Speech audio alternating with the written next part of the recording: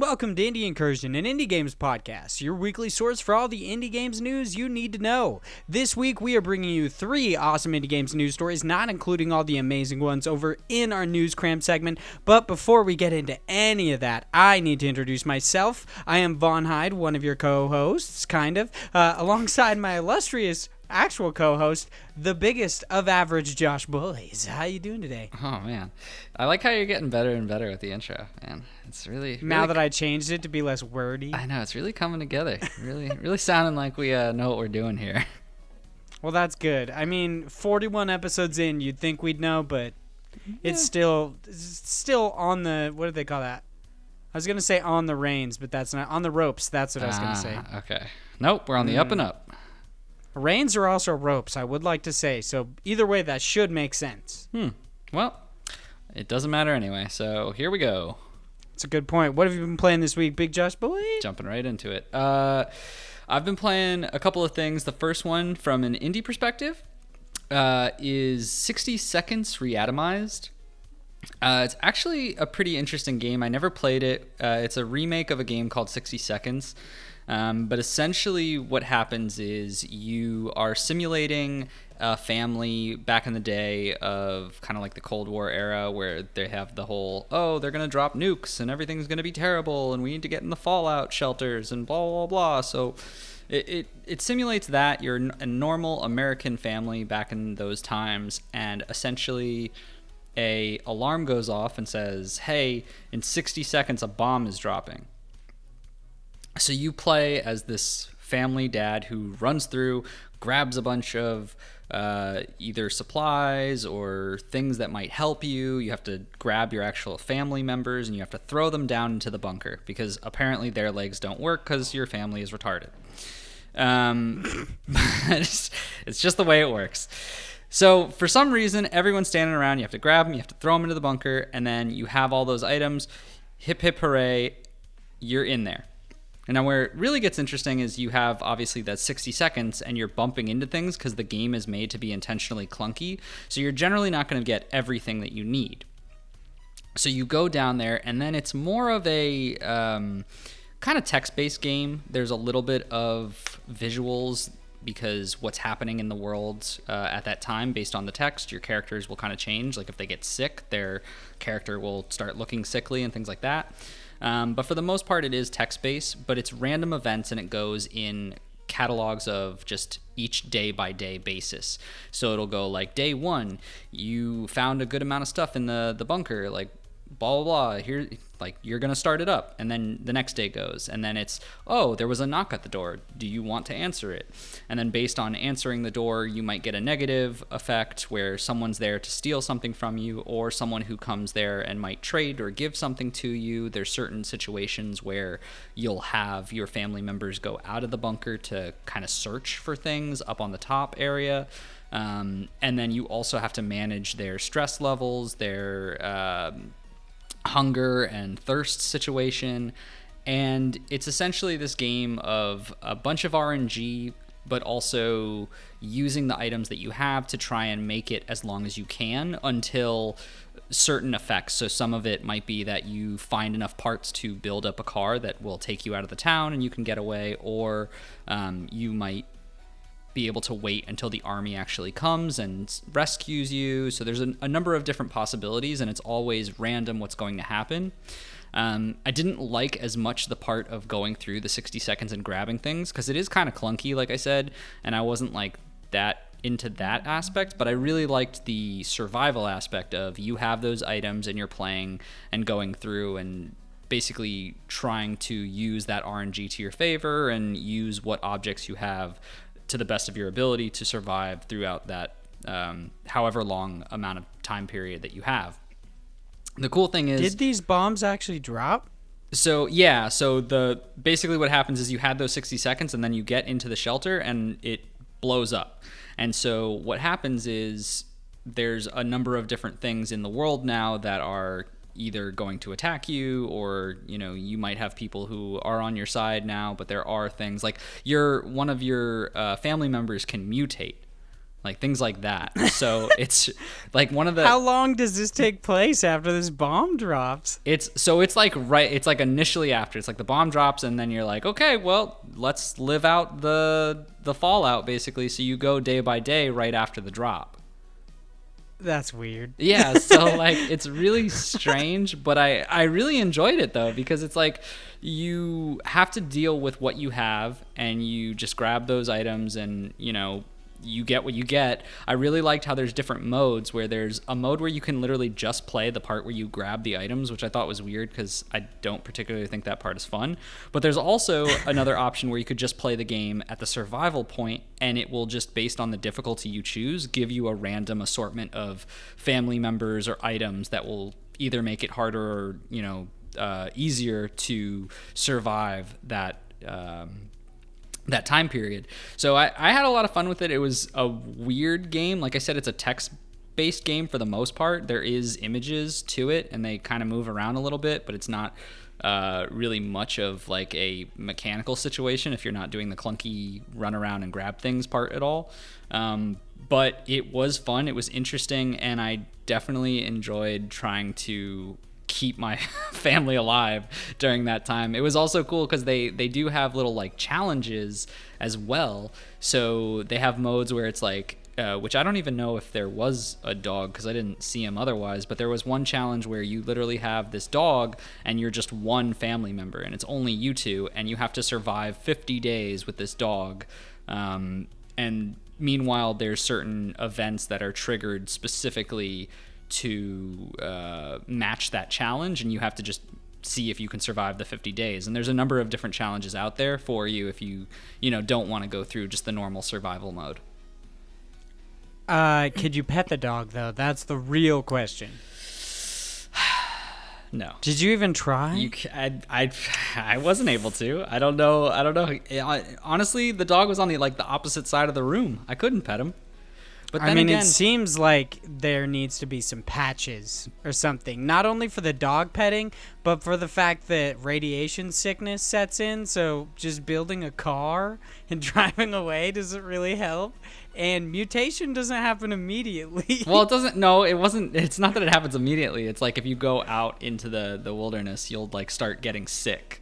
So you basically have your people go up to the front of wherever that town is and kind of roam around for things. So you're looking scavenging for parts or for people who can help you.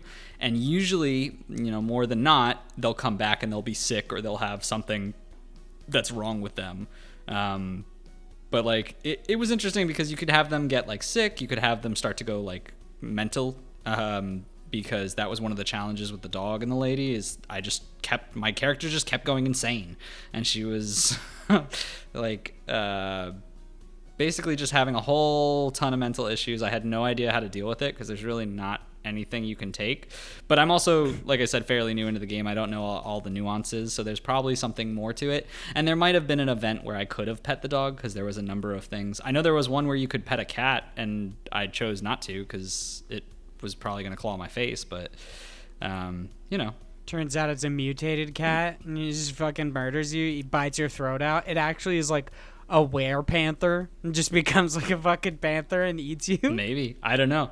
Yeah, because it was interesting because the cat story happened to me twice, where it's this random guy who has a bag and he trades you something but doesn't tell you what's in the bag, and it turns out to be this cat, but I don't know why the cat is important because it doesn't really do anything.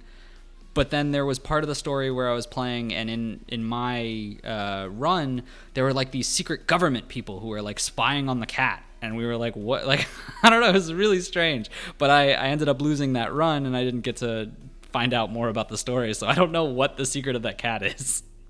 This game seems fucking weird. It's really strange. But I had a lot of fun with it. And it's a good, if you're, just kind of hanging around and want to kill some time, it's good to just jump in there, do the survival mode, and you can close it up and it'll save where you were and you can just start back up. So it's not it's it's an easy game to go in, play a couple of rounds of basically the days, and then jump out if you need to. Yeah, the reason I brought up mutation is because it takes like years, like generations to mutate. Like radiation sickness absolutely makes sense because radiation sickness can set in. I mean, that would be something that would happen immediately, like over a matter of days. But mutation takes a lot longer, as far as I know, unless it's like, I would assume if it's a certain like amount of radiation, you would develop mutations faster. But I would also assume that you die first. I mean, I would most likely agree with you, but also it's a video game, so. That's true. It's not meant to be fucking a life sim. Yeah. And if it was, there would still be a lot of, like, your whole family just lives off tomato soup all the time. That's the only food source you have. So I'm pretty sure. Also, you said you find things in the bunker. Is this not your bunker? Well, how do you not know what's inside? Sometimes, like, there's some events where you literally have, like, a flashlight as one of your objects, and it's like, hey, there's something, like, one of the events is there's something making some noise in a corner, or there's something that's gone, like, missing or rattling, or there's wires that are sticking out, and you basically go through them and you find things that are there that were either hidden or something that in the story you say, oh, you left down here, but you forgot about. So things like that. That's kind of weird. I mean, a lot of it is kind of weird. This game seems interesting. What is it called? It's called 60 Seconds Reatomized. Oh, that's excessive. I mean, well, because the original game was 60 seconds, so that's just their way of saying, like, remastered, but reatomized, because I guess Atom Bomb. So. Ooh, this looks interesting. It's got, like, that weird cartoony, like, oh, wow.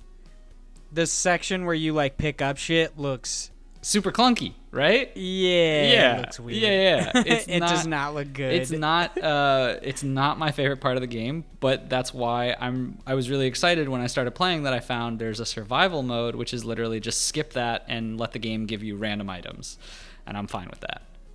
Ooh, props to them for putting gingers in their games. You know I gotta rep them ginger kids. Yeah. I'm a ginger, by the way. Just thought I'd let everybody know. Just make sure everybody understands why. Good old little Timmy. I mean, maybe you just like gingers. It could be your thing. I do. You don't have to be a ginger to like gingers. Yeah, you're 100% correct. See? There's a lot of cats in this game. Where the fuck are these dogs? That's what I'm telling you. There's like 1,000 screenshots here, like 1,200 cats, no dogs. I mean, there's one dog.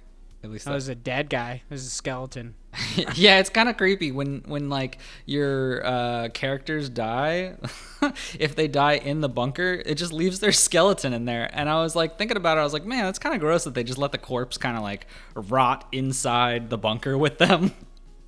Yeah, they'll go out for this futile effort of fucking building a car from scratch, but they won't take a body outside. Nah. Yep. They just couldn't let go of Mom. You know, they loved her so much. They just wanted to watch her die with them.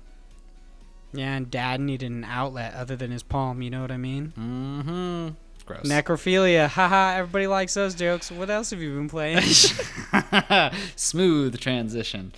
The other game that I've been playing, which hasn't been an indie game, but so what, is the new, what is it called? Wolfenstein, the Youngblood game, where it's basically a co-op game. Yeah, you play as the twins, BJ Blazkowicz's daughters. Exactly. So you play as the two twins. And honestly, so there's been a lot of back and forth that I've seen of some people not really liking this and some people being like, no, this is actually good.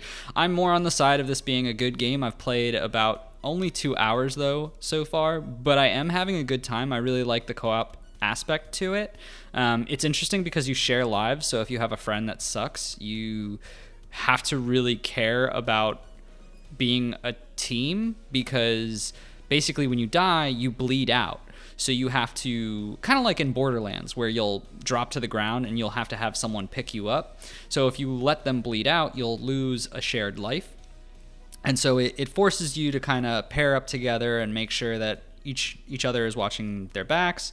There's a number of different enemies in here and different elements where, like, there will be a commander unit who's in a lot of different areas, and you have to search through the area even when there's like a big battlefield and find the commander, because if they're on the field, then there will be higher leveled minions, and then when you kill them, it'll go back down to like the normal level of enemies that are spawning. You have to pay attention to the different armor types that each of those enemies have, because some of them who have armor, like these heavy armor guys, they basically have these large amount of armor HP bars that you have to break, but you can't break them as fast unless you're using the right gun. So you have to pay attention and switch over to your SMG or to your shotgun, and then use the right gun to break down their armor quick enough so you can then kill them like a normal enemy. So I like that there is a little bit of strategy there with that, where you have to really pay attention to what you're using. And then it also has some RPG elements where, as you're playing the game, you level up and get points based on all the things you're doing. You get to put in different skills. The skill tree seems a little limited, but also, like I said, I'm only a couple hours in. I've only gotten to, like, I think level 9 or so. And then you have your guns, which you spend money that you find in the game to upgrade those and buy different loadouts for them that will basically change it to play more into your style. But it's really good. I'm having, like I said, a lot of fun with it from the first part of it, at least those first 2 hours. I will agree with some of the comments that I've seen that it, like, the script and dialogue to it is a little cringy. Like, the girls definitely are not my favorite characters. I could have gone for them being someone else, to be honest. But it makes sense because they're teenage girls, so it, like, fits the part, but it's just weird.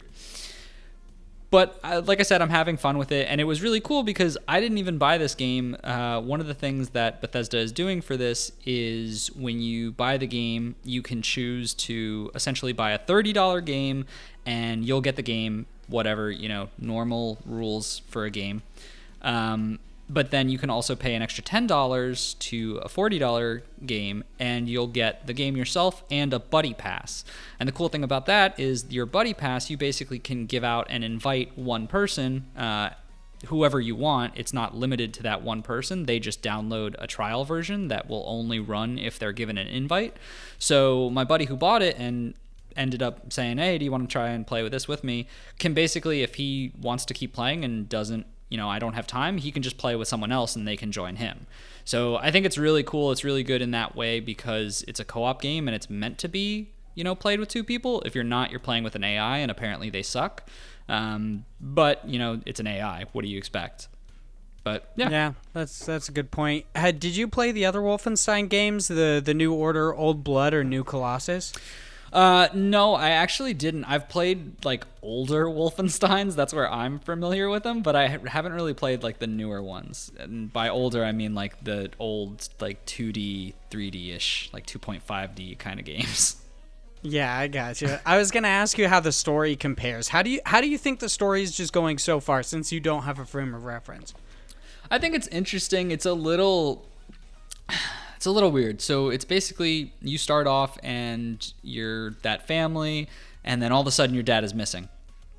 And you apparently, like, the two sisters have this one friend whose mother is part of the FBI, and she comes flying in with her helicopter, and, like, the girls overhear the conversation, and then they're like, we gotta save him, no one's gonna help him, blah blah blah. So they just steal this FBI helicopter and fly all the way to Paris. And, like, basically find someone because they found a secret room in their attic that had, like, something about a random person in Paris, and they're like, this person could help us. So it's a little, like, a bit of a stretch, but I really don't know where it's gonna go at this point. I think that the lady that we're talking to is definitely gonna double cross us, but I don't know, we'll have to see. It so far, I'm not into the story at this point. It's just kind of there. I'm more just enjoying it for the co-op aspect of just playing with a buddy, and I enjoy the actual combat system right now. At the risk of spoiling the new Colossus for some people, so if you guys are listening and you don't want to hear anything about the new Colossus, just skip like 10 seconds, 20 seconds, maybe a minute ahead, because I'm going to talk about this. BJ Terribilly Blazkowicz is a Nazi mass murderer and a fucking half robot man. He's a cyborg. What are they going to do to help him? I don't... What? I understand that they're wearing, like, robot suits, essentially, yeah, which is really cool. They introduced that at the end of Wolfenstein The New Order and then bring it up in the new Colossus. And that's pretty much a main reason that BJ can still move around and everything. But yeah, that's just weird to me that they're like, Dad's missing, we gotta go find him. And it's like, your dad is probably the only person on Earth that has absolutely nothing to fear from the Nazis. Yeah, that's... Like, he's murdered so fucking many of them. It's kind of funny because that's essentially where the story went, because the person, the lady from the FBI who was like telling the DJ Blazkowicz's wife is saying, oh, you know, he's gone missing. And she's like, you got to do something, blah, blah, blah. And they basically said, if he's gone missing and no one can find him, like, no one's going to be able to find him. Like, if he's gone missing, he doesn't want people to find him. No one can find him. And so the daughters are like, no, we got to help him. We can find him. And then they go off on this hunt. Yeah, I would absolutely recommend playing the Wolfenstein games. They're so much fun, and I love BJ Blazkowicz. He's so freaking cool. He's such an awesome character.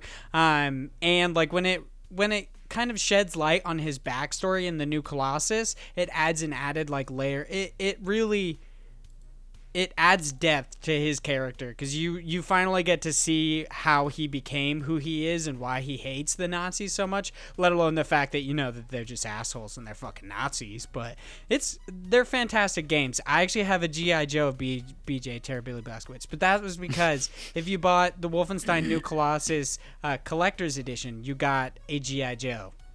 It's kind of cool. Yeah, it's pretty freaking dope. I have it on my shelf. For me, what I've been playing this week, I haven't delved too much into the indie space this week. I've played a little bit of a few things, just trying to find something that's going to hook me that I'm going to play for a while. I think I'm going to hop back to Wondersong eventually, because I really want to beat it. You never beat that, really? No, I still haven't beat it. We've had this conversation like 3 times. I know, I still and haven't I'm always beat it. surprised you haven't beat it yet. Yeah, I really want to beat it, especially because Songbird Symphony just came out not too long ago on the Nintendo Switch, and it's very similar to Wondersong, and I really want to try it out too. And it's got this really beautiful pixel art that I'm excited to check out, but I'm like, I can't do another like song-based game before I complete Wondersong, so I need to beat that first, and then I'm going to go back, or I'm going to go forward and buy Songbird Symphony. But I played a little bit. I played a decent amount of Dragon's Dogma on the Switch. That is actually, it's pretty decent. I was asking around for like opinions on whether or not it was good or not on the Switch handheld, because I didn't know if I wanted to buy it. Right. It ended up being pretty decent. The only issues that I have is sometimes it's hard to see. It's a little dark, and the Switch screen is not that great. So on occasion, it's hard to see, and if you're playing a ranged character like a ranger, an archer, an assassin, a magic archer, it's hard to aim using it in handheld because of the way you have to hold it. It's kind of uncomfortable, and I was like, oh, why don't I just get a Pro Controller and play it like handheld, but not? And I'm like, why wouldn't I just dock it? Like, okay, I guess I could still watch TV like with it like this if I had a Pro Controller.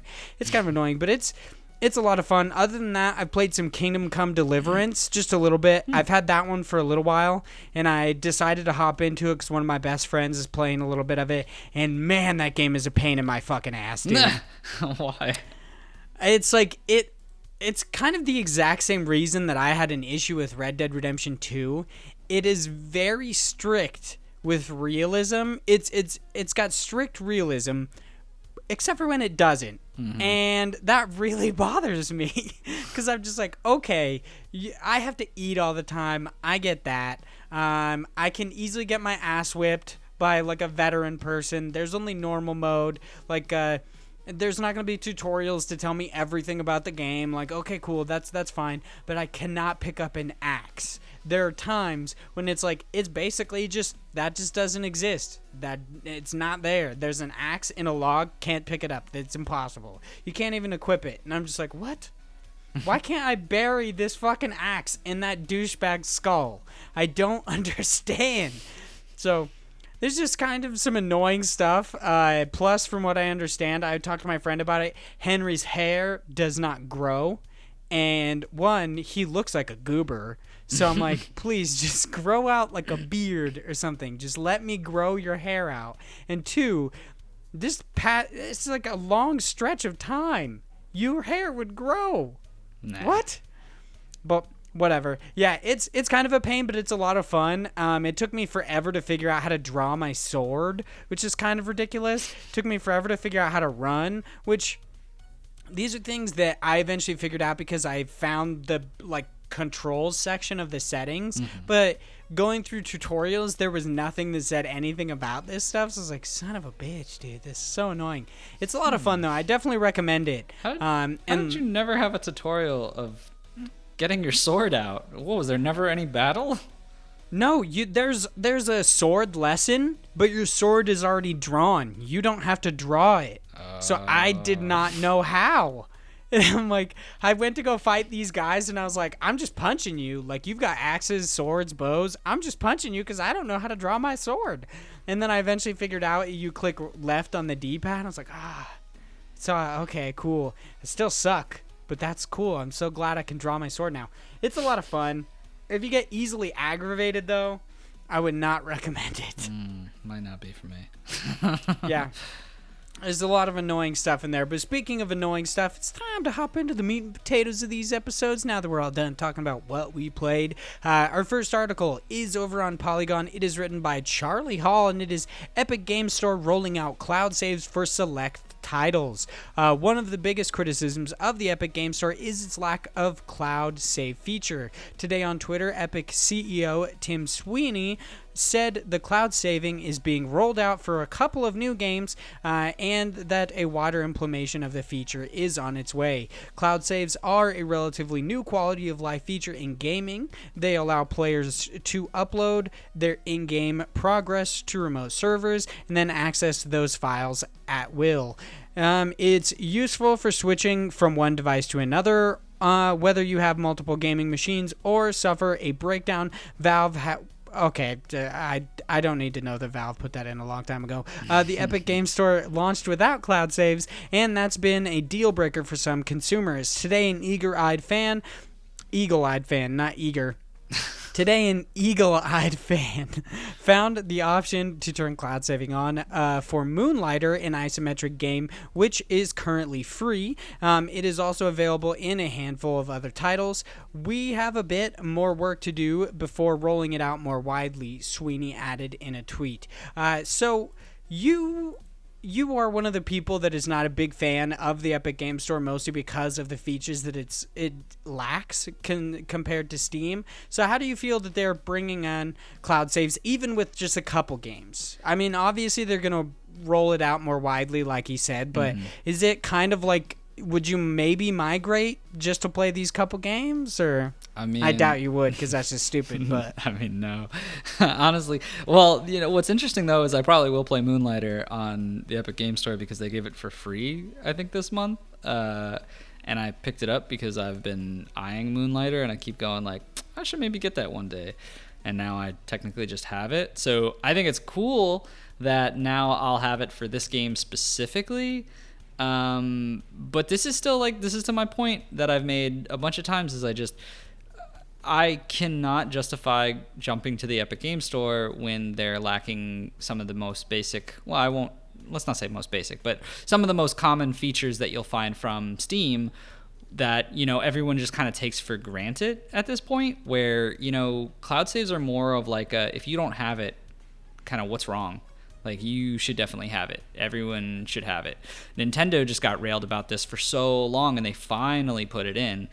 This is something that a lot of people definitely want, especially from a PC community, because with PCs, it's much more often that people are, either deleting games or changing up hardware, and they'll want things to be backed up. They know that a computer can at any point malfunction, or for any reason a file could come corrupt.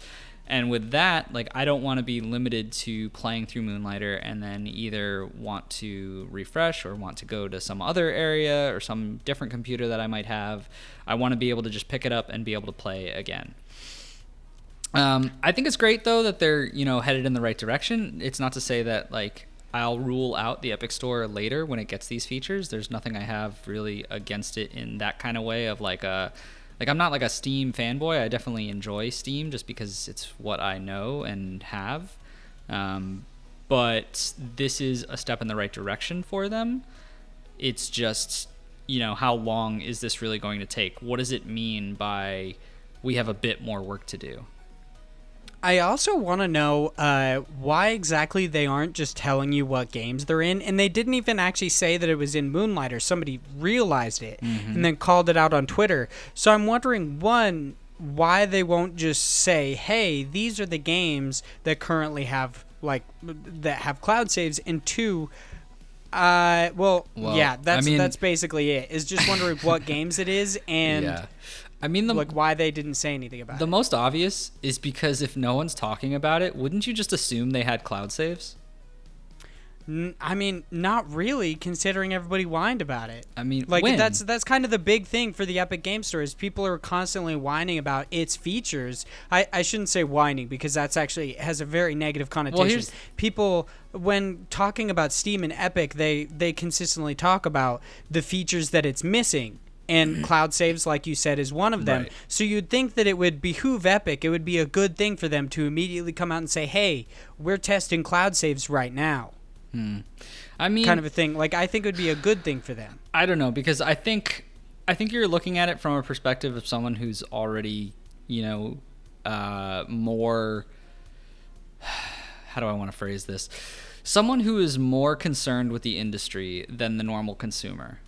So someone who doesn't really read a lot of articles, someone who's not really listening to a lot of news out there, just wants to play games, just sees that, hey, this Epic Store, which, was the main people who have Fortnite, they now have all these random free games, they have these other games on their shop. They probably don't know these kind of things, and if they're, on the Epic Store actual UI, they're announcing this fact that, hey, we don't have these, it's a negative effect, even though they're trying to be, transparent and trying to help out. There is some connotation that people can say, hey, which is exactly the way this is kind of happening. Epic Game Store's rolling out these cloud saves. They didn't even have it. This is why, Steam is better, blah, blah, blah, blah, blah. It just goes into what side are they trying to... They most likely don't want to do this until it's a big, frame thing where they can just announce in one big fail swoop, hey, we've got cloud saves. It's all good. We're more like Steam now. We're, going to be the better platform for you, and this is why. Things like that. So it just looks a little bit better, so I can see why they might take that approach. But granted, there is the same concept of, well, they could go the transparent route, and maybe people will respect them more for that. But I think they're trying to look at more of the not as in the know consumer. But that might just be my way of looking at it, I guess. Yeah, I mean, I honestly don't think that people who aren't in the know even know what a cloud save is. So when I worked for GameStop, I would have people constantly having issues with PlayStation 4s, or they'd buy a new PlayStation 4, and I would have to walk them through exactly what a cloud save is and how to actually bring your saves from your console over to a new one. So I don't think people actually know that, one, they exist, or two, how to use them. I have never used a cloud save. My stuff automatically uploads to the cloud because I set that on that way. I set it that way on my PlayStation 4, but I've never used it and I've never cared about it. Mm-hmm. So I don't think that the average consumer even cares about it or even knows about it. If you were to say, hey, we're testing this out in a couple games, I don't think it would affect it at all. If that's what I mean is, I think that it would only do good things for them. I don't think that normal people seeing that they didn't have it would be a big deal, because I don't think that those people know anything about it.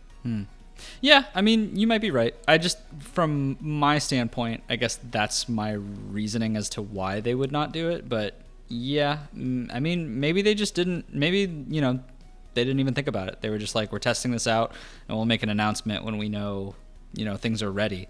Because this very likely could have been that, they're still kind of betaing it and they didn't really mean to release it full, store wide.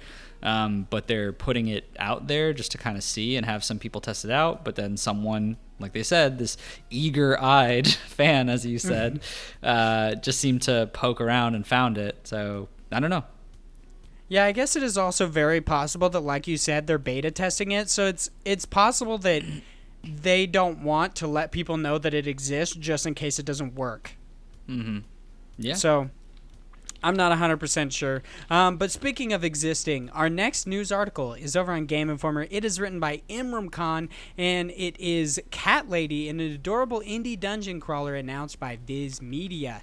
Today, manga publishing company Viz Media revealed Cat Lady, a side-scrolling dungeon crawler side-scrolling. Dude, I'm having some stroke issues today. It's a good day. Side-scrolling dungeon crawler involving, well, being a lady with cats. The game is minimalist on colors, but not minimalist on art. It definitely has a fun style that is pleasant to look at. You can take a look at the trailer. The game stars a girl named Allie Mary who has to work her through. So I think he's meant to saying he has to work her way through. Yeah, definitely a typo. Has to work her way through with different cats of various skills to save her grandmother from the dangerous dungeons. It came about as part of an initiative from Viz Media to work with developers to make games with indie and manga art styles art styles in the indie space. The first game in this plan was The World Next Door, released earlier this year, with Cat Lady being the second. There have been no platforms announced beyond PC. But then they said there might be more coming at Gamescom and PAX. So this is it's a pretty interesting deal, because that means that indie game developers now have an additional outlet to go to for funding, especially if they have an anime aesthetic, which I'm going to honestly say that I don't think Cat Lady really has an anime or I was gonna say. Manga aesthetic, but I don't give a shit, dude. They got money. That's awesome. Yeah. I would Swords of Ditto has more of a anime aesthetic than Cat Lady does. But I'm not judging. We actually talked about The World Next Door not too long ago on the podcast. It looks really interesting. But I'm glad that this is a new avenue for funding, and this is why I will continue to defend the fact that if the developer is independent, then their game is independent, because it's hard to get funding for something. So them partnering with Viz Media or Microsoft or Sony or any of these companies does not make them it doesn't make them kind of sellouts or anything like that. It just means that they got the money to achieve their goals. This is where it comes down to the whole my issue with not having an actual definition of indie games. So that's just me whining about it again. Well, that's never going to change, so get used to it. Yeah, that's a good point. I I agree with you, though. I don't think this is anime really at all. This seems more like cutesy Game Boy-esque art style. Yeah. I don't know. But regardless, I think this looks super cute and super fun, actually. I saw it originally because I think you on Twitter were basically posting a comment. Yeah, or I was something talking about how I'm trailer. shitty at roguelikes. Yeah, and I was like, oh man, maybe this is something I can excel at, just to put you down. But I really think it's actually kind of cool. I like the different fact that you pick up all these random cats and I guess have different abilities based on it, is what it seems like, based on this Nelly the kissy cat or something. It looks like this is gonna be really weird. Shoots multiple damaging loveums with every big smooch. This is gonna be an almost obnoxiously cute game and probably a little over the top, but that's that's not a bad thing. It'll just be different, I guess. I hope this actually comes to other platforms, specifically the Switch. I feel like this will be a good game for the Switch. Honestly, I'd be surprised if any really any indie game comes out and doesn't come to the Switch, unless Nintendo specifically will not allow them on the platform. I think that every indie game is going to come to Switch because they know that's where the money is. These Switches are indie machines. That's kind of what they're. I think it's especially true because of, and this is going to sound mean, but I'm just going to say because of the sparse Nintendo exclusives.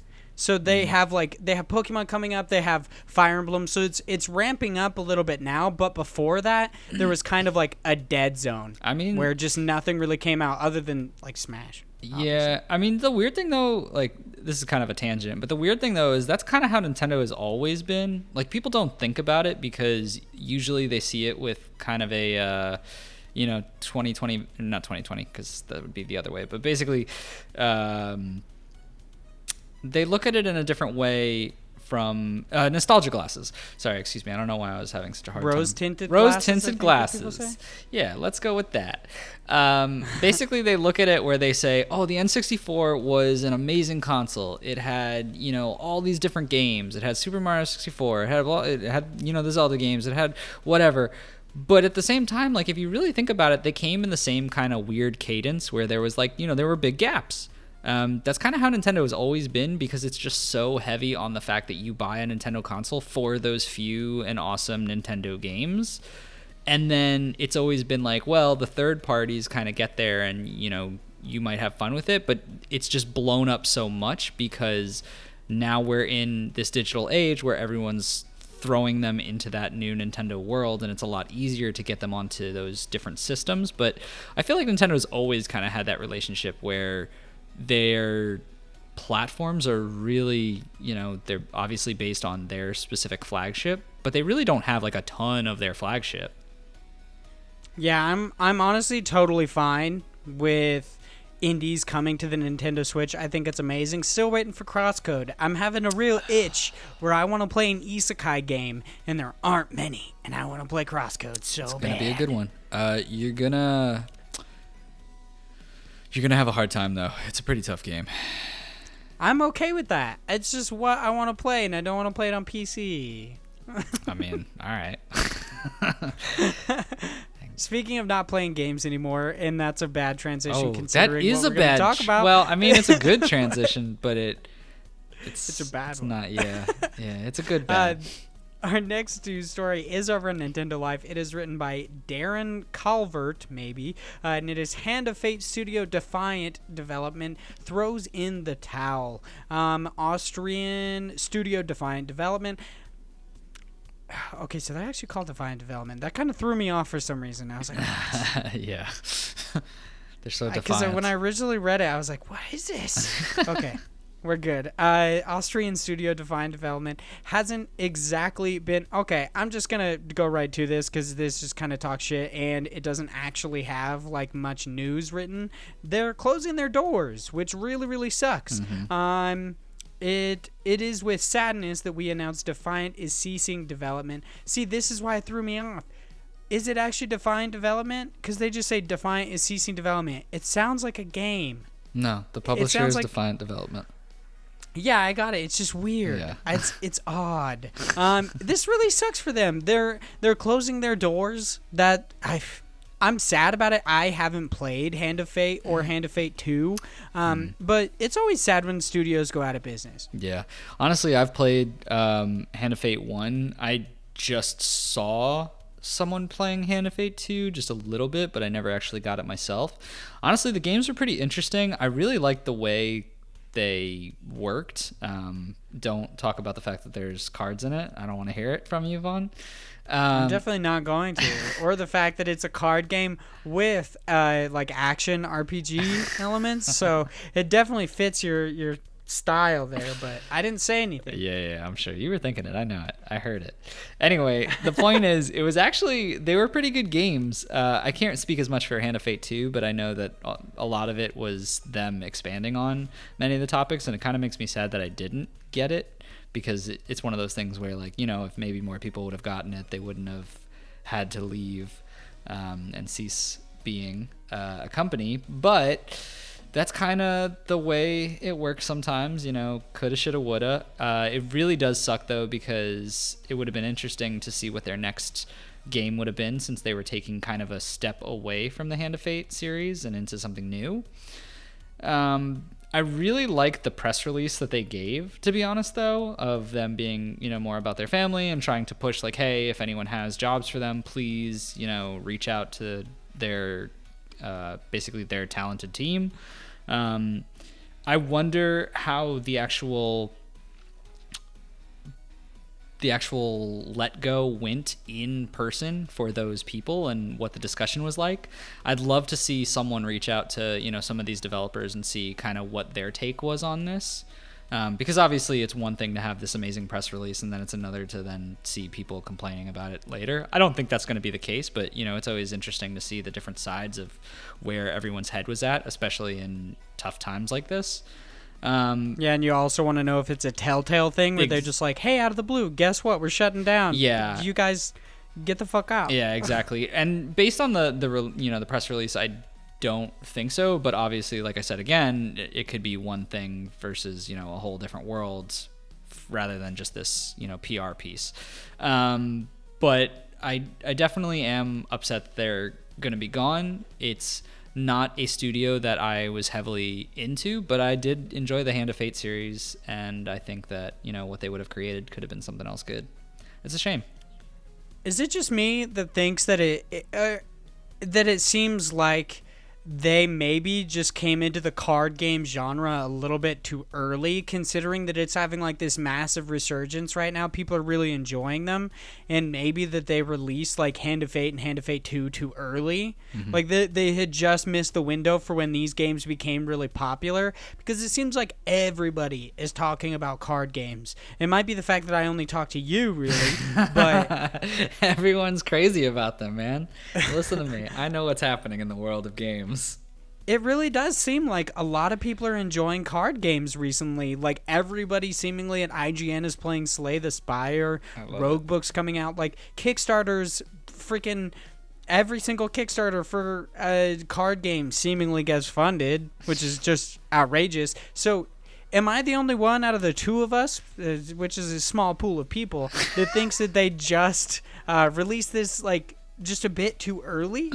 And also, I definitely think that their team is not at all going to have a hard time finding jobs, because one, it seems like people like these games. They're well sought after games. People enjoy them. And two, since there is such a big boom in card games, it would make sense to hire people who have already worked on card games, who know how the mechanics of a card game work and how to actually program that, how to create that. So yeah. I don't think these guys will have a hard time finding jobs at all. Well, I think it's a bad story, but with a good silver lining, I guess. I mean, being fired is never a good thing.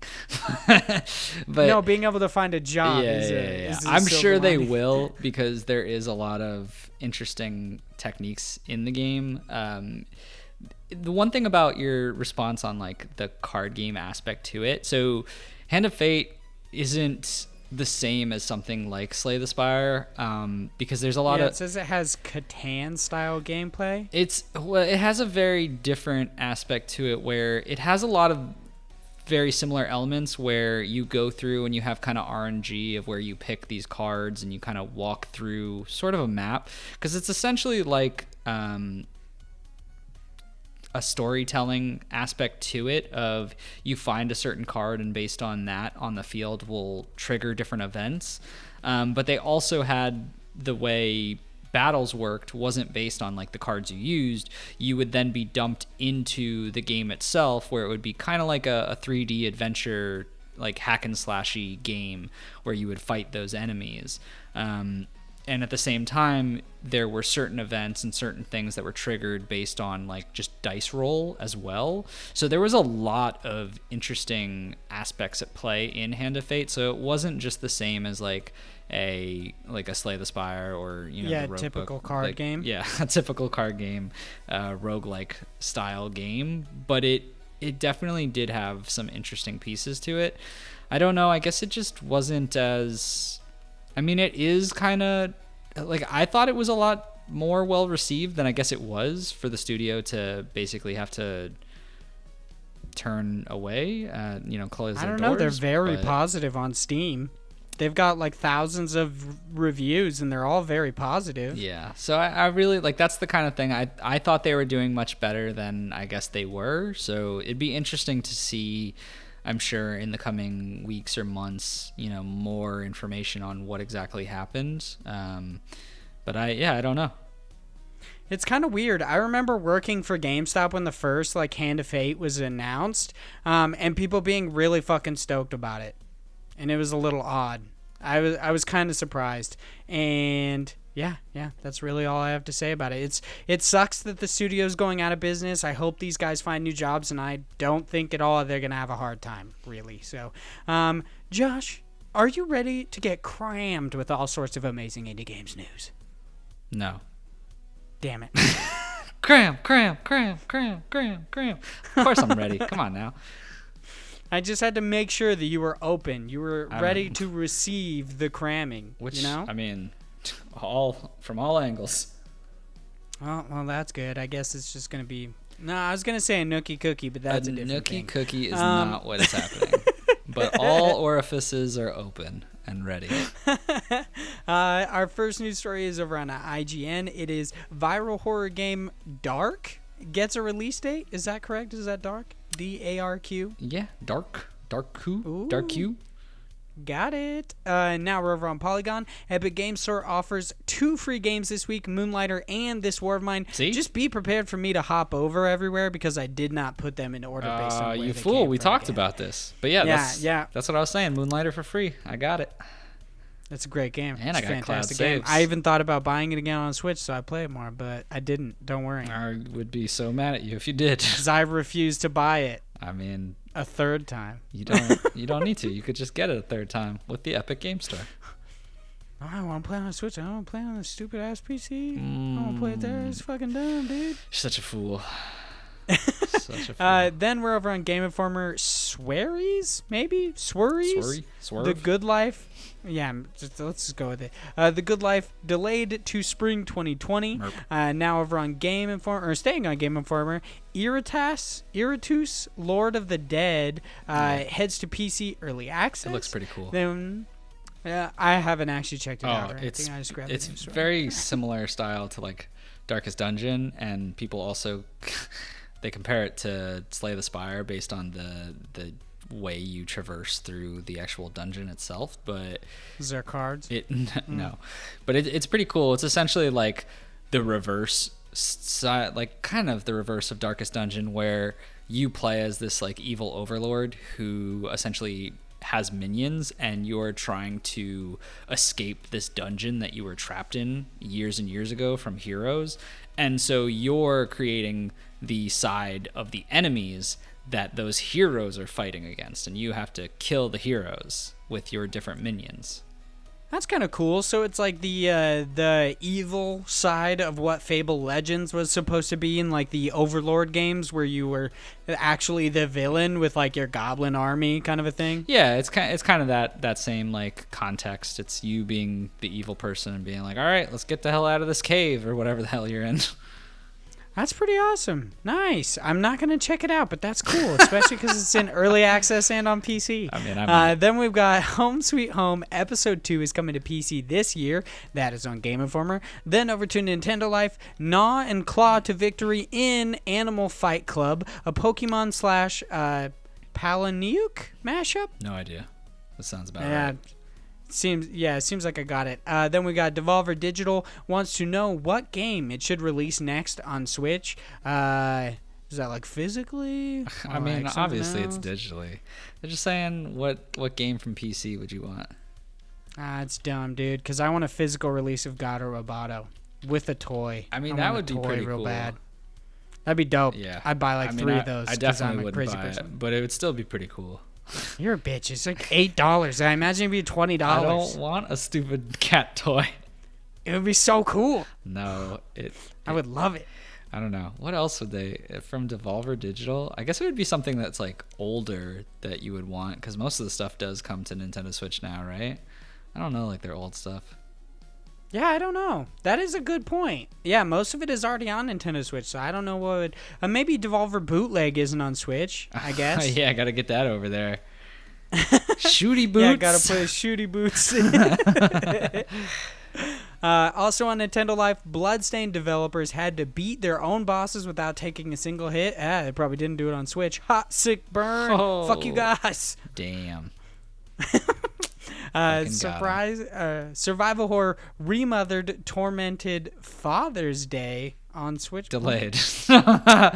Delayed on Switch. Okay. I don't know why I got but still. I don't... Wait. It's Fathers weird. Tormented... The name is called Remothered Tormented Fathers. That's such a strange name. Yeah, that is... That's quite a mouthful.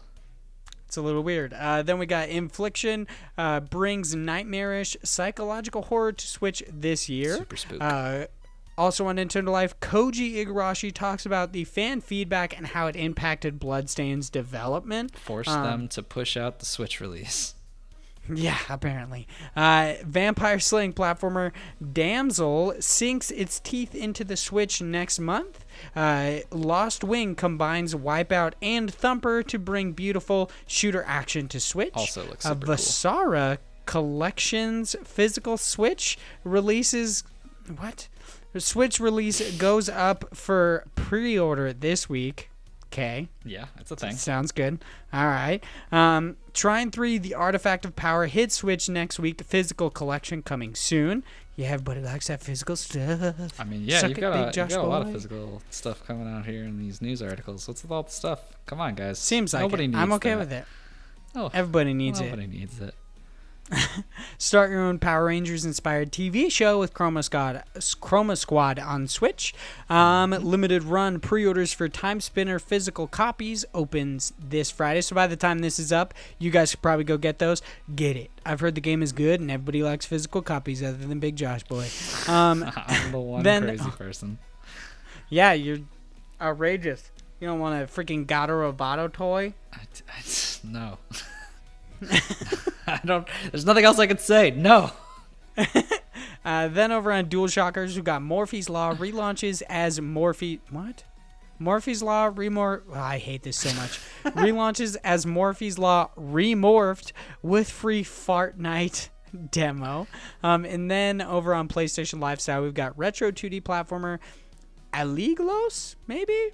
We'll get a physical release in September. Read more at, and then it's PlayStation Lifestyle. Yep, that sounds about right. More physical PlayStation stuff. Lifestyle is actually kind of interesting. If you actually take the title, if you try to copy and paste the title of their articles, it actually takes a link with it. Oh yeah. It's really odd. I actually enjoyed it a lot.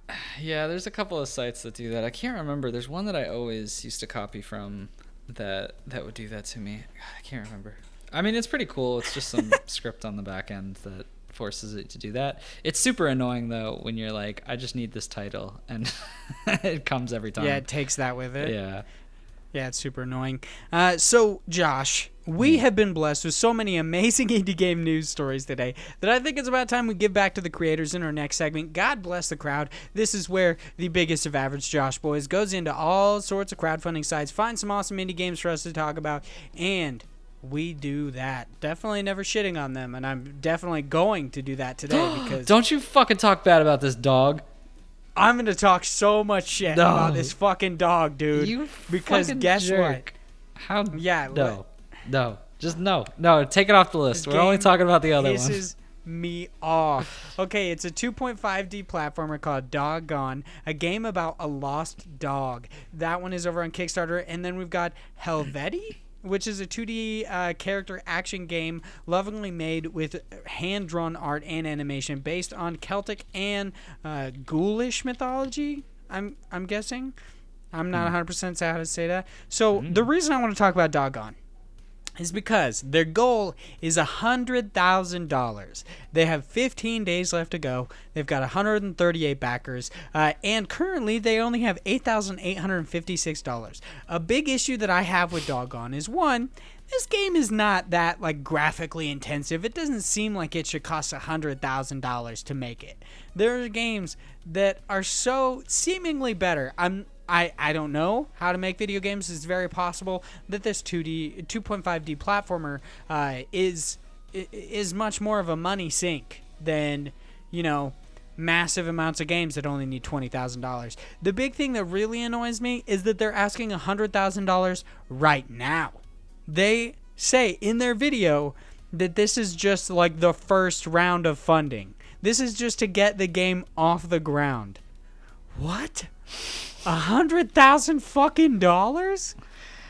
Well, you know. Yeah, feel free to get around that, big Josh boy. How you going to talk about this doggone game? Well, in a nice doggone light? it, you got me. I don't know, man. It sucks too because I love dogs. I think it's cute. Your little doggy was running around doing puzzles and trying to find its way home. It's I mean, it's a cute concept, but why does it take $100,000 to make this fucking game? Apparently the art is 51% of it, so they need $50,000 and a little bit more to make this dog look super sexy. Apparently, I don't really know why though, because it just, I hate to say it, it does not look that good. Well, I mean, it doesn't look that good, but after that, $50,000, it'll be looking great. He'll be looking like a whole new dog. That's a good point. So the tiers go, we got $5 as your entry-level tier, would only get you the backer updates and digital desktop wallpaper. And then we got $15, which actually gets you the game. They are doing this as an episodic release, so that people can play it as it comes out, which is kind of a weird thing to ask for, considering you want $100,000, but... no big deal, whatever. Something I find especially weird is they had an early bird tier, which normally is cheaper. This one gives you a couple of additional things, but it's $29 instead of the $15. It gives you the backer updates, digital desktop wallpaper, the game itself, a soundtrack, and you get your name in the credits and an in-game day one supporter outfit. So those are some interesting stuff, but almost doubling the money. And that's the early bird? I don't know. I don't know. Why? Okay, why don't you get your name in the credits from 5 to 15? Because that's kind of bullshit. You're not a day one backer, so who cares about you? Apparently, you have to spend $25 just to get your name in the credits. I mean, but also, who cares? I just want the game. Yeah, who cares about this game? Because it's $100,000 fucking dollars. This dog is gonna look so good after it has that money, and you're gonna give him that money because he needs it. Holy shit! Somebody pledged $5,000 to this game. Damn. Oh my god! I like how it's called doggone crazy. Yeah, it is. It's doggone insane. They get backer updates, digital desktop wallpaper, 5 copies of the game, the soundtrack, art book, name in the credits, backer exclusive dog outfits, access to test builds throughout development, and your pet in the game as an unlockable playable character. I feel like that is absolutely not worth $5,000. Do you think that person is insane? I hope they should no longer be able to control their finances. I hope they stir things up and make it a cat. That would be fucking hilarious. I don't have a dog. Put my cat in it. Or it's like a toad. Yeah. Okay, what? Where did that even come from? It's like a Komodo dragon, just some sort of reptile. They're like, it doesn't even have fur. Nobody's going to like this. You leave a Komodo dragon in the woods, it just kills people. Yeah. I mean, it might be better. Yeah, it would upset the ecosystem. It would actually become a full new game. It'd be really interesting. I would actually enjoy to see what would happen in this game. That's why they need $100,000. They're trying to account for all these different games they have to make based on the characters that the $5,000 tier backers give them. If they actually said that that's what they were doing, I would shoot my pants. That'd be fucking cool. I'd be totally into that. They're just like, yeah, you fucking choose a Komodo dragon, you fuck shit up. The world gets destroyed because you're a Komodo dragon. Well, damn. That's awesome. But instead, you're a fucking dog. Hey, man. You watch your tongue. Get out of See, here. I don't have an issue with dogs. I just have an issue with $100,000. That is just, it's a really lofty goal. And I also think it's a little bit weird that the developers say several times, or at least the one that's in the video says several times that they are experienced independent game devs, but never say what games they worked on, which is a little bit weird. Because I would assume that would bring them a little bit more clout. They'd be like, oh, cool, they worked on this game that I liked. Now I'll back them because they're working on this new one. I think it's a little odd. Yeah, I mean, I don't know. The person who did it, I think, is, at least the guy from the campaign, is Nicholas Laborde. And I'm looking at his website. I don't see any specific games listed. Oh, here we go. Games. Untitled, Close Order, Evangeline, Embrace the Void. Project Rose, a game about a lost dog. Oh, okay, that's this. A first-person experience. Yeah, it just looks like it's a bunch of. Oh no, okay, they're on Steam. This is one, Evangeline. It's got mixed reviews. Let's see. We've got some of his new one, Embrace the Void. You could just download it for free because it's on itch.io. I don't know. This is kind of weird. Yeah, they definitely have an indie feel to them. I'd have to actually look them up to see if they're any good. Based on what I'm seeing right here, it seems like most of these are just mixed reviews kind of a things. So maybe that's why. Maybe. Well, one of the first reviews I read on this game called Evangeline from them is, "I'm confused. Is this a joke? I just played through this game and I honestly don't know what I just experienced." Yeah, so that's probably why they didn't say anything about the games they created. Yeah. I don't know. I mean, granted, Is this a joke? Yeah, it is kind of weird. It just looks like an open sim. I don't know. Anyway, we're not talking about that game. We're talking about Doggone. It's kind of a shame because honestly, I think it's kind of cool. I think it could be something that if you're, a lost dog and you're trying to find your way, it's interesting because you'd have certain puzzles to deal with that you obviously don't have, like opposable thumbs, and you'd have to figure out how you would deal with stuff in the wilderness. But yeah, it is a little rough around the edges for $100,000. But I mean, that's kind of the whole thing is like, with a Kickstarter, it's gonna look like crap for the most part if they're starting off new and asking for this money. So they probably have full intentions to reskin the entire thing. I'd be surprised if they asked for $100,000 and it still looked the way it does in these videos. But I mean, yeah, maybe I'm wrong. But like, it's the same concept of, hey, these are going to start as prototypes, and sometimes Kickstarters just seem better than others because people will start at different phases of completion in their projects. Yeah, I mean, I don't necessarily know if the art style would change much because I'm looking at Evangeline and its art style looks freakishly similar to Doggone. So I could see that them getting $100,000 would definitely increase their, it would increase their production budget exactly. For the game. So maybe the reason that Evangeline doesn't look that good is because they didn't have a lot of money for it. But it seems like this is an art style that they kind of like, that's their wheelhouse. And I'll be honest, it's not my favorite, but yeah, I don't think that this game's ever going to get backed. I think $100,000 is excessive. Honestly, if I were them, if I needed $100,000, I probably would have put the goal lower and just put some awesome stretch goals, because as far as I see, they don't actually have any stretch goals. No, which I don't see any. Would make sense because they're asking for $100,000. Yeah, what would the stretch goals look like? Yeah, most games, $100,000 is a stretch goal. Yeah, well, I mean, they need the money. Got to make that dog look nice.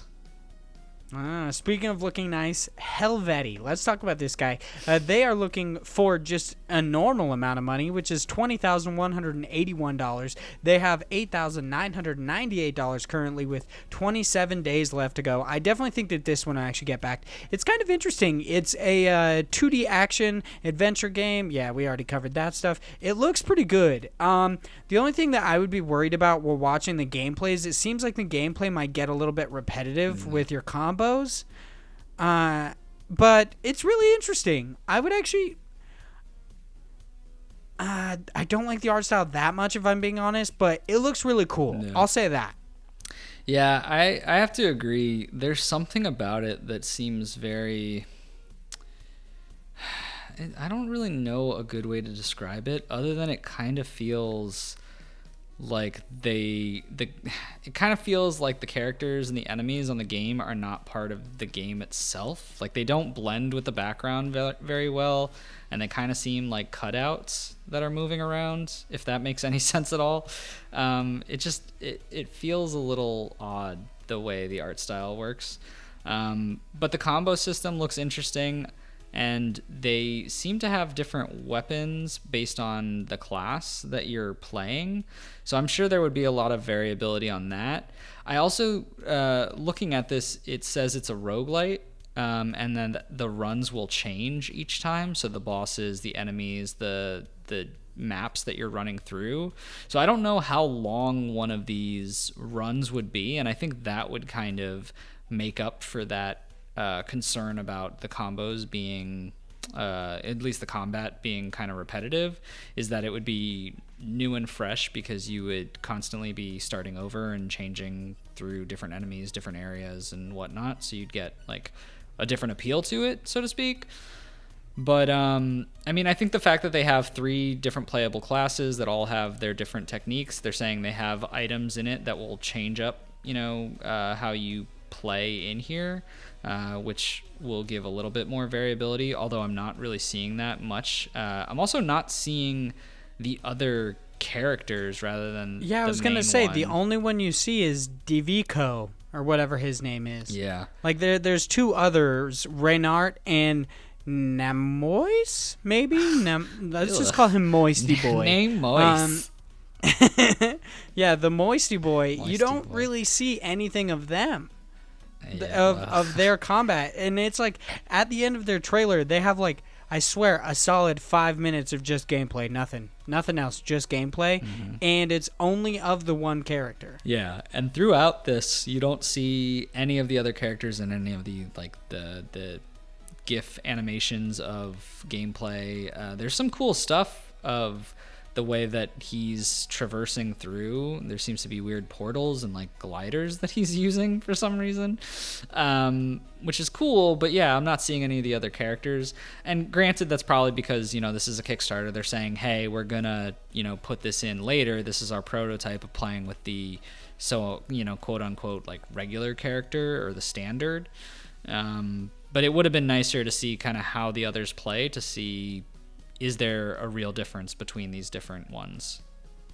Yeah, that would be really nice. I'd probably be a little bit more into it. It would probably seem a little bit more varied if I saw more than just this one character, because it seems like a lot of his combos are fairly similar. But this game looks cool. I like it. Its art style reminds me of that game. I forget what it's called, but that one we talked about on God Bless the Crowd a long time ago, where the girl could turn into a weasel. And she could fly. Yeah. God, what was the name of that game? I don't remember. But yeah, it started with an A. It was like Alpha something, I swear. Yeah, it does. That art style is very similar. But there is no weaseling around in this game that I know Luckily, because the weasel thing was dumb. Always such a hater. Oh, look at that. $10 gets you not only the game, exclusive wallpaper, but also your name in the credits, because that's what nice people do. Wow. You give them $10, they give you their name. I mean, that's, I guess, but you don't get to play as a cute dog. That's true. That's very true. You get to play as like a hellish curse boy, which I think is way cooler than a dog. Suck it, Josh. Not cool. I'm wondering what their stretch goals are on here, because I saw that they have somewhere as a stretch goal. So they said they wouldn't reveal it until, they're not going to reveal it until they hit their minimum goal. I guess that's a good way to do it. That's disagree, kind of interesting. Entirely. So I saw this and I think it's interesting that they're trying to be like, and I guess one of the reasons why you would want to do this is because you would get those initial backers and then kind of push them to be like, are there certain things you want more of that we can push for, that you might want to extend your tier and your backing because you want to push more money for a stretch goal that we have. But at the same time, like, not including those stretch goals means people only get to see the face value of it. There's no like, oh, this might come to the Switch, I'm going to put money into it, or I'm going to put a higher tier in because it has XYZ. And if like someone puts in money and then just like kind of forgets about it and doesn't care, then they're not going to go for that stretch goal that comes out later. Or someone might just take this at face value and see that there's no stretch goals right now and just be like, this doesn't really have anything going for me, I don't care as much and not go for it. So I think there's pros and cons, but I think it's a negative. Not that I'm saying that this is going to affect them. I still think they'll probably make it because they're very early in and they're almost halfway there. But I definitely feel like it's more of a negative than a positive to not show your stretch goals. Even if it was just to show a few of them and then say we have more later if we get closer to that. But if they already have those stretch goals in mind, like why not show the first couple of them and be like, this is what we're thinking if we can get more money. Yeah. I guess I was going to say it's possible that they didn't want to because they didn't want to like overpromise, but in the end, I mean, they're going to overpromise later. Yeah, it's like, if you got funded anyway and you release them, you'd kind of overpromise. Plus, they already have the Switch planned. Right. So I don't know, maybe they just don't have great stretch goals and they didn't want people to be like disappointed by that. Yeah, but I mean, really if that's know. the case, I'd rather them just not put anything and just be like, this is it. Like, this is what you get. And then depending on the money that they get, they can then change it. Like, because these campaigns can change over time. Like Rogue Book was a good example of this. They had some really strange stretch goals when they first came out. Halfway through their campaign, they were like, so we've talked to a lot of people and we've, done some polls, and a lot of these don't make sense based on what our, audience wants. And they changed it based on, okay, well, these are some of the things that people are interested in, so we're going to just totally change up our stretch goals to this. Yeah, that would be a good way to do it, I guess. This is kind of interesting. Like you said, it's odd to not have stretch goals immediately. Mm-hmm. Yeah, I mean, this game's definitely going to get funded, so I guess we'll see in a week or two what exactly their stretch goals are going to be. If they're going to add like more playable characters, I would assume. I don't know. Well, since it's a roguelike, I would assume it would be more of just like more unique characters to find, more unique maps or bosses that you can encounter in the world, and then maybe like additional worlds or something like that. I don't know if they would do different playable characters if it seems like they clearly only have one at this point and would still need to work on the first two, but it is a possibility. That is true. It is a possibility. So now I want to wind down this podcast as we move into the end of it with our random question of the day. So today I want to ask, and this is obviously not in the indie game space. This is a larger gaming topic generally. Today I wanted to ask Big Josh Boy how he feels about the new kill streak in Call of Duty Modern Warfare that is white phosphorus. It seems like people are having issues with this, mostly because white phosphorus is such... It's a terrible thing. It burns people alive, essentially. It kind of just melts them in a really creepy way. And so we've seen like white phosphorus in video games before. Specifically, people talk about Spec Ops The Line has white phosphorus featured in it, and it's pretty fucked up the way it is. I'm not going to spoil anything, but it's messed up. And there are also people like criticizing Call of Duty and everything because the thing that they have said, the reason that they're including things like white phosphorus or the inclusion of in World War II concentration camps was because they wanted to make something as close to what war would feel like as possible. They wanted to accurately portray that, and there has been pushback from people that are actually soldiers, that like Marines, that have said like no matter what you do, you're not going to be able to realistically depict war because it's terrible. Right. It like watching your phone get blown apart is fucked up. When it comes to white phosphorus, I'm going to be honest, I don't think it's that bad. I think it's a terrible chemical in general. I think it's excessively fucked up to use in general. It's inhumane, and it seems like the Earth has pretty much decided that. But I like that quick catch you did, though. You're like, it's not that bad. Hold up. Like, yeah, I don't want that to be taken out of context. People saying, I don't think white phosphorus is bad. I think it's a terrible product in general, but it being included in Call of Duty should not be a big deal, especially because one, a nuclear bomb, I would say, is pretty fucking bad. Yeah. And that has been included in Call of Duty, as far as I know, since its multiplayer kill streaks were included. It was obviously something you had to work toward, but people also have an issue with this being like a reward because you have to get a kill streak to get it. Nuclear bombs were also that. So were dogs. And I feel like people being torn apart by dogs is equally terrible. So it's like, I don't understand why people are getting annoyed about this, considering the horrific things that are already within these games. Yeah. So I don't really know. I don't understand it. I mean, is there more to it other than just like people don't like it and it's new that they're including? Like, as far as I know, it's just that it's new and including it. To be fair, it has already existed within Call of Duty.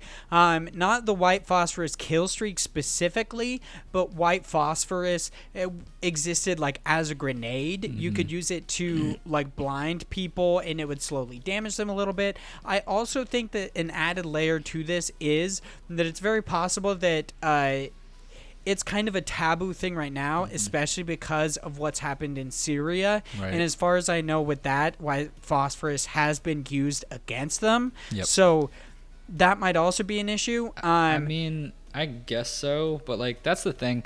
So I'm pretty much on the same side as you. Like, obviously the whole concept of war and the concept of killing people is pretty shitty as is. Like, it's not a good thing. It's not a good time. But it's, in this context, a video game.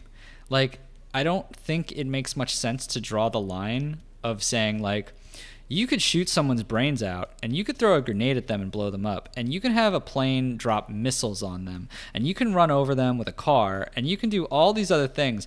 But if you drop some gas on them that kind of melts them a bit, like, that's going too far. Like, I don't know. That's not the line that makes sense for me, in that sense of saying, like, oh, this is where I stand morally. I'm not going to allow this. Because, like, yeah, it's recent in that sense of like the attacks, but like, so is shooting people. Should we stop that too? Like, and granted, you know, maybe we should, but like, I don't think you get to just draw the line at one specific interaction in war and say like, nope, this can't be included. Like, it just seems silly to me that there's a, you know, a group of people who are against that specifically, rather than just saying like all of it should be, you know, outlawed, kind of a thing. And granted, they're never going to get that passed, but like, I would understand that argument of saying like games shouldn't be like this and they're too, you know, realistic and they're too violent and yada yada yada. Like, I get that from a perspective of someone might have those feelings, but if you're okay with someone getting shot in the face and then at the same time saying, well, but this gas is not okay, then, you know, I don't really buy that as much. Yeah, I definitely don't want to downplay what white phosphorus can do to people, but I do absolutely agree. I'm not trying to say that either. I'm just trying to say like, there's clearly terrible things all around in this concept. It's not just like that's completely out of it. Like, you know, at the end of the day, you're killing someone. So granted, yeah, it sucks worse, but like, I don't know. It just seems weird. Yeah, I absolutely understand, because at its base, this game is based on firing a projectile that tears through people's bodies. Just a tiny piece of metal that tears through people, or stabbing them. Like, stuff like that. These games, like games that are really violent, are, I mean, I'm not judging them because of this, but they are inherently horrific. So being annoyed that they added an additional layer is a little odd. It kind of seems like people, like, one, rage culture is a thing. People seem to be like, they want to get mad about anything right now. But two, it seems like people are excessively annoyed that Call of Duty, like this Call of Duty specifically, is trying to be more edgy.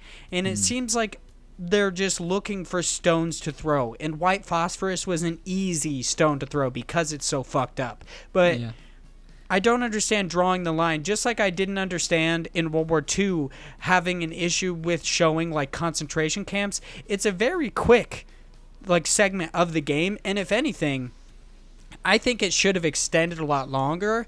In my opinion, if Activision, if these developers they want to realistically depict war, these games should traumatize us, because that's reality. That's what war does. Yeah, I mean, it's a weird thing to say, but like I kind of agree with that. If what they're going for is, you know, a depiction of a period in time, and you're trying to replicate that and show kind of what it was like, yeah, war fucking sucks. Like, that's just how it is. It is a traumatic experience. It's terrible.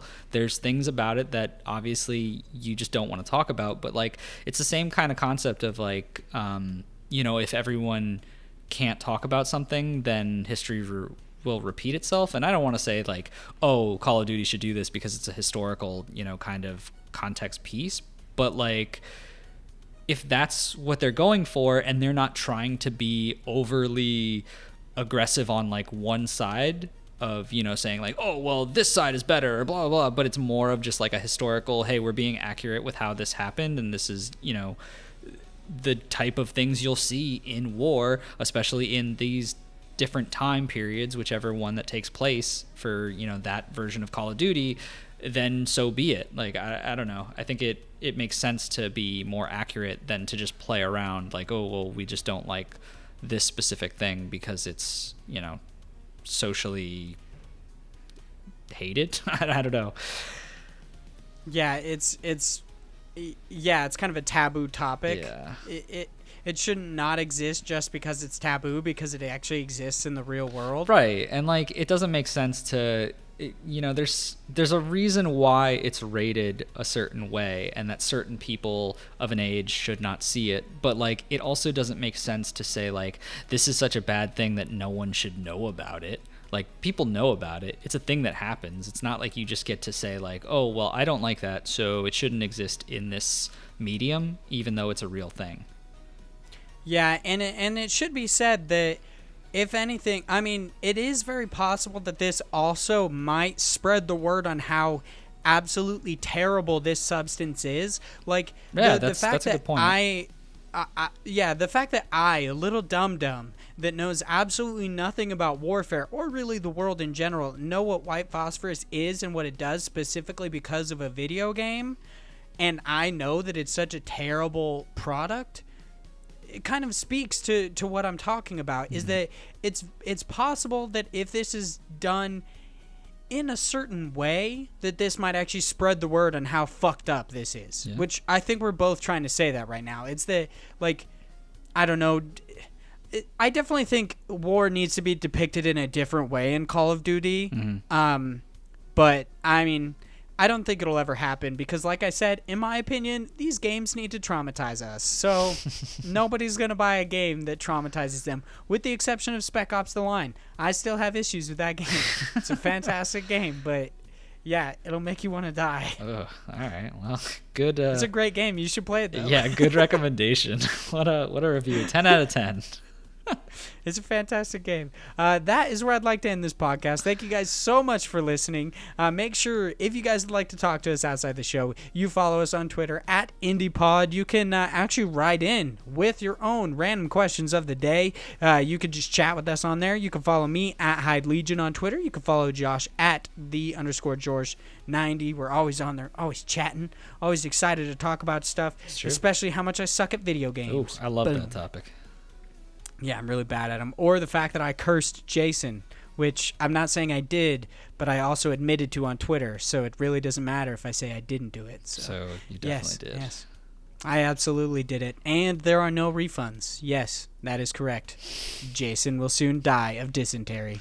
Ooh, wow. I'm going to feel so bad if he actually does. Dysentery is so fucked up. Yeah. You just poop yourself to death. Oh, my goodness. Why do we always end on these terrible notes? I have no idea. Thank you guys so much for listening. We'll see you guys next week. God. Bye, guys.